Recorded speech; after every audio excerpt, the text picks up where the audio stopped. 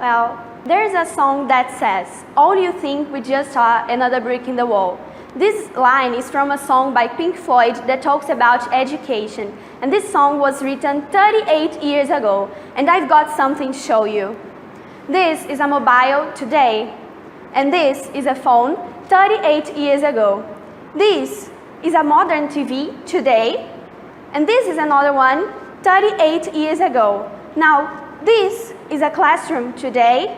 And this is a classroom 100 years ago.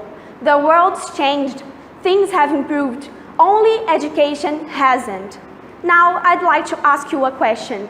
Who are you? Your difficulties, your skills, your dreams? I'm sure you're not bricks, and I'm sure each of you is different. Now, let's think together. If you try to put a circle inside a square, surprise, surprise, it won't ever fit. And it works just the same with education. How can one teacher teach 40 different students in the same way? That's unfair. And stay with me. Since our world has changed, our thoughts have too. And I brought you some statistics. I carried out a research with 165 students, and the results were just alarming. Check it out. Here in blue, we can see that 86.1% of the students would like to study things that are not in their curriculums, while also in blue, here we can see that 78.8% of the students believe some things they learn won't be important in their lives. Another statistic is this one. When asked about the use of technology in education, 58.2% of the students said this use is unsatisfactory. And the most frightening statistic for me is that one. 82.4% of the students feel stressed, sad, or unable because of the way they're tested. And that's so serious because it has an impact on self-esteem and mental health.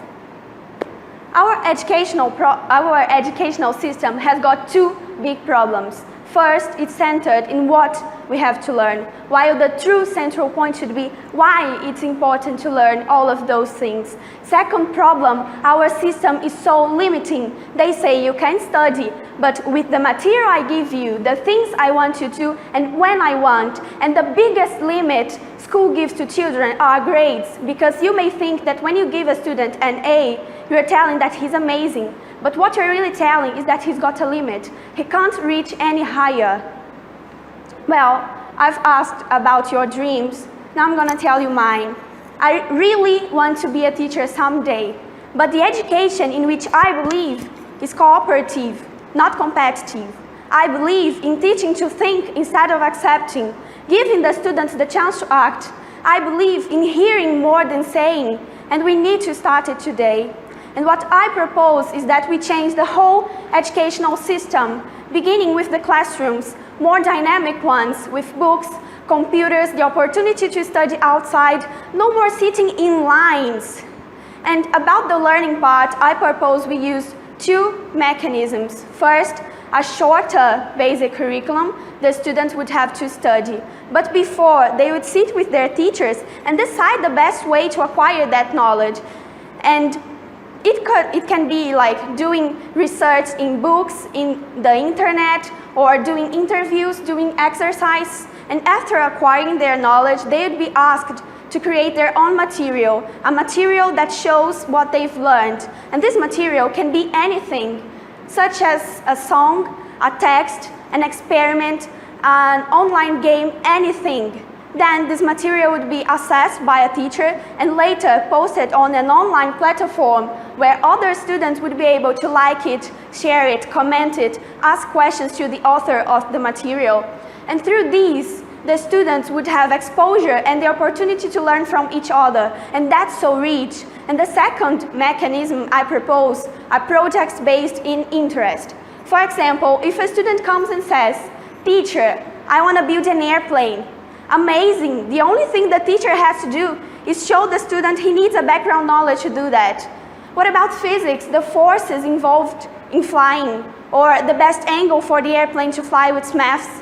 Or what about World War II? Airplanes were used there, and it's history. And if the student wants to learn about mechanics, amazing, maybe he'll become a great engineer someday. We just need to give them opportunities. And through these, we would have students to think critically, to act politically, to live peacefully with each other, and them be whoever they are, be themselves. And guys, being yourself in a world that requires ideal models is revolutionary, and we need revolutionary people to solve the problems our world has got. And what I'm trying to say here is that teaching is much more than just showing your knowledge. It's about helping each of the students to make their own light shine, because then I'm sure they're gonna lighten up our world. And that's why education is so important, because we no longer need school to teach children to deal with the world, but to change it, to make it better. And the invitation I came here today to make is, let's change. Let's not be bricks in this wall anymore. Let's put all of those walls down to build a better education. And behind that specific wall here, I brought the big secret that's necessary for us to change and to do that.